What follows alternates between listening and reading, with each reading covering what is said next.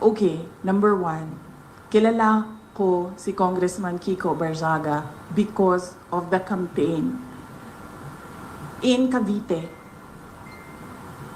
in 2022 dahil unit team siya. Ang pagkakaalam ko, ang mga magulang niya, hindi sila for the unit team. Ang maalala ko, yung mga magulang niya, Sara only. Pero si Congressman Kiko Barzaga was for the unit team.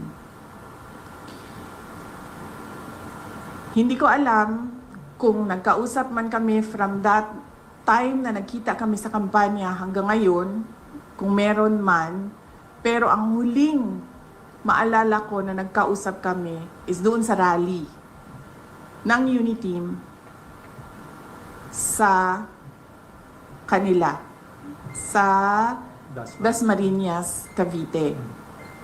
Hindi ko pakawala si Kiko Barzaga. Sa tingin niyo ba, sa personality ni Congressman Kiko Barzaga, isa siyang tao na ma-handle ng kahit sino man? Diba? Nakikita niyo naman yung kanyang independence sa pag-iisip eh. Nakikita niyo din yung kanyang lakas ng loob.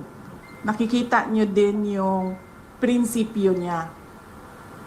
Ang example ko na lang dito ay, unang-una, yung mga magulang niya, hindi unit team yun ha. Si Kiko Barzaga unit team. Hindi yan nakikinig sa mga magulang niya, ibig sabihin.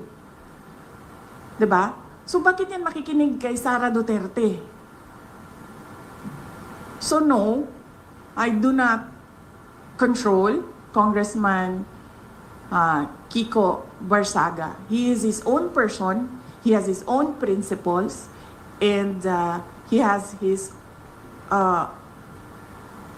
own free will.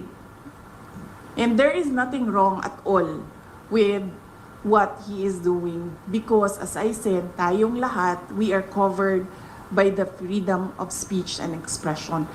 Unfortunately, meron tayong administrasyon na hindi nila matanggap na meron talagang mga tao na number one, hindi natatakot, at number two, hindi nabibili ng pera.